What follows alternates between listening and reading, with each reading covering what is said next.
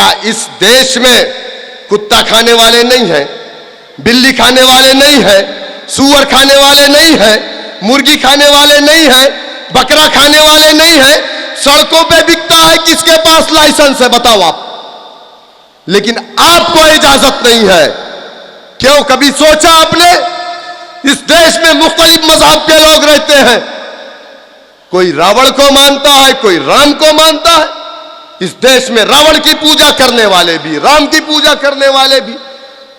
आप बताइए, लेकिन किसी को कोई ममानियत है? नहीं है। किसी के धर्म में मुदाखलत है? नहीं है। आपके धर्म में मुदाखलत है। कभी आपने सोचा? हमारे उलमा इकराम ने रेशमी रुमाल की तहरीक चलाई थी, मदारिस से, अपनी मसाजिद से अंग्रेजों के खिलाफ जिहाद का फतवा दिया था। हमारे मदारिस की जांच हो रही, सीसीटीवी कैमरे लगाए जा रहे। कभी आपने सोचा ऐसा क्यों? कभी सोचा?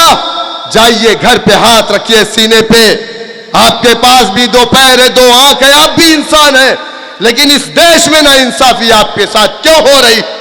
ये पुलिस वाले अगर आज तुम पे रोब जमा रहे हैं तो क्यों? ये आरएसएस वाले तुम्हारी लिंचिंग कर रहे हैं क्यों? तुम्हारी मस्जिदों से लाउड स्पीकर क्यों उतारे जा रहे हैं? तुम्हारे खाने पे रोक क्यों लगाई जा रही है? तुम्हारी दाढ़ी, तुम्हारी टोपी से लोगों को परेशानी क्यों है? तुम्हारे मदारिस में सीसीटीवी कैमरे क्यों लगाए जा रहे हैं? कभी सोचा आपने? अरे ये मुल्क संविधान से चलता है, संविधान इजाजत देता है। योगी जी टकले हैं, सर में बाल नहीं, दाढ़ी नहीं, संविधान इजाजत देता है, वो भी चीफ मिनिस्टर बन सकते हैं। कांग्रेस पार्टी के एक आचार्य है प्रमोद महारंजन, रंजन क्या नाम है मुझे नहीं मालूम, वो मोछ बनवाते ही नहीं है, उनकी दाढ़ी बाल मोछ नहीं कटवाते हैं। वो मुसलमानों की दाढ़ी को बकरा दाढ़ी कहते हैं।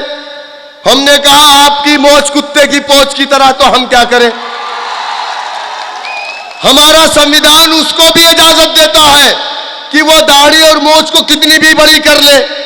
अब आप बताइए मुझे, योगी जी लाल कपड़े पहनते हैं, चीफ मिनिस्टर है, कोई ममानियत नहीं, संविधान इजाजत देता है। इलाहाबाद, प्रयागराज, उत्तराखंड के अंदर लोग बगैर कपड़े के नहाते हैं, टेलीविजन पे दिखाया जाता है, हमारा संविधान इजाजत देता है। लेकिन क्या इस देश में कुत्ता खाने वाले नहीं हैं, बिल्ली खाने वाले नहीं हैं, सूअर खाने वाले नहीं हैं, मुर्गी खाने वाले नहीं हैं, बकरा खाने वाले नहीं हैं? सड़कों पे बिकता है, किसके पास लाइसेंस है बताओ आप? लेकिन आपको इजाजत नहीं है। क्यों? कभी सोचा आपने? इस देश में मुख्तलिफ मजहब के लोग रहते हैं, कोई रावण को मानता है, कोई राम को मानता है। इस देश में रावण की पूजा करने वाले भी, राम की पूजा करने वाले भी। आप बताइए, लेकिन किसी को कोई ममानियत है? नहीं है। किसी के धर्म में मुदाखलत है? नहीं है। आपके धर्म में मुदाखलत है। कभी आपने सोचा? हमारे उलमा इकराम ने रेशमी रुमाल की तहरीक चलाई थी, मदारिस से, अपनी मसाजिद से अंग्रेजों के खिलाफ जिहाद का फतवा दिया था। हमारे मदारिस की जांच हो रही, सीसीटीवी कैमरे लगाए जा रहे। कभी आपने सोचा ऐसा क्यों? कभी सोचा? जाइए घर पे हाथ रखिए सीने पे, आपके पास भी दो पैर है, दो आंख है, आप भी इंसान है, लेकिन इस देश में ना इंसाफी आपके साथ क्यों हो रही? उसकी वजह इस मुल्क के अंदर दलितों के साथ भी ना इंसाफी हुई। आजाद हिंदुस्तान में दलितों के कमर में झाड़ू बांधे गए, आजाद हिंदुस्तान में दलितों के गले में मटकी लटकाई गई ताकि वो जमीन पे ना थूके, उसके पैरों के निशान ना रहे, इसलिए झाड़ू बांधे गए। आजाद हिंदुस्तान में दलितों को कुएं से पानी नहीं लेने दिया जाता था। आजाद हिंदुस्तान में दलितों की बहन बेटियों की इज्जतें लूटी जाती थी। जब वो शिकायत लेकर के जाता था प्रधान या मुखिया के पास, उसको डंडे मारे जाते थे और कहे जाते थे तेरी हिम्मत कैसे हुई कि तू शिकायत लेकर के, एक ठाकुर, एक ब्राह्मण, आला जात के लोगों की शिकायत हमारे पास लेकर के आया। लेकिन उन्हें इंसाफ कैसे मिला? आजादी के बाद से हिंदुस्तान की पार्लियामेंट में 130 एमपी जो SC ST है, कितना 130, लेकिन 130 एमपी होने के बावजूद भीमराव अंबेडकर बाबा साहब ने कहा कि ये जो कांग्रेसी एमपी हैं, अगर तुम ये सोच रहे हो दलितों ये तुम्हारे ऊपर हो रहे जुल्म और अत्याचार पर अपना मुंह खोलेंगे तो कभी नहीं खोलेंगे, जब इनको नींद आएगी जवाई लेंगे तो अपना मुंह खोलेंगे, कभी तुम्हारे ऊपर हो रहे जुल्म और अत्याचार पर ये अपनी जबान नहीं खोलेंगे। मैंने कहा ना कि मुजफ्फरनगर के अंदर फसाद हुआ, 70 MLA हिंदुस्तान की आजादी के बाद उत्तर प्रदेश में सबसे ज्यादा मुसलमान अगर विधानसभा के अंदर था तो 2012 और 17 के बीच में था। बावजूद उसके एक मुसलमान MLA नहीं गया मुजफ्फरनगर। कौन गया? 1400 किलोमीटर दूर से आपके महबूब कायद बैरिस्टर असदुद्दीन ओवैसी साहब गए मुजफ्फरनगर। तब तो उत्तर प्रदेश में MIM भी नहीं थी। अल्लाह के नबी ने कहा था तुम मुसलमान एक जिस्म वाहिद की तरह। अगर हैदराबाद का मुसलमान तकलीफ में है, नानपारा का मुसलमान उस तकलीफ को महसूस ना करे, अल्लाह के नबी ने कहा मेरा उम्मती नहीं।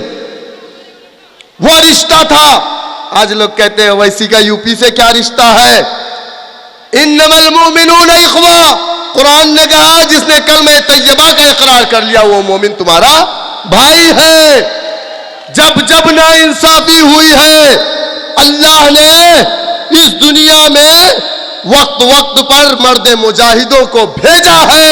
मौजूदा वक्त में उत्तर प्रदेश के अंदर जो ना इंसाफी हो रही है, उस ना इंसाफी के खिलाफ लड़ाई लड़ने के लिए ऑल इंडिया मजलिस इत्तेहादुल मुस्लिमीन के कौमी सदर जनाब बैरिस्टर असदुद्दीन ओवैसी साहब को अल्लाह ताला ने हमारे दरमियान में भेजा।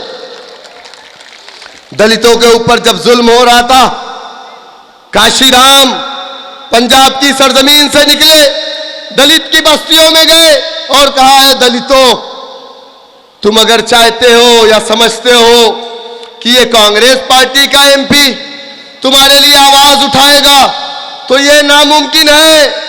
अरे ये जमहूरियत है, जमहूरियत की सबसे बड़ी ताकत सियासत है। क्या सियासत? 1947 दिसंबर के महीने में हमारे बड़ों ने लखनऊ के रिफायाम क्लब में एक कन्वेंशन बुलाया और कहा कि ऐ मुसलमानों, वतन अजीज आजाद हो गया, कांग्रेस तुम्हारी पार्टी, कांग्रेस के लीडर तुम्हारे लीडर, मुस्लिम लीग तुम्हारी पार्टी नहीं, कांग्रेस पार्टी तुम्हारी पार्टी। हमने लब्बैक कहा, हिंदुस्तान के तमाम दानिश्वर मुसलमान इकट्ठा थे, हमने कांग्रेस को अपनी पार्टी माना, वोट दिया, नोट दिया, सपोर्ट किया। 1 साल 2 साल 3 साल नहीं, 60 साल तक इस मुल्क का इख्तिदार हमने कांग्रेस पार्टी को दिया।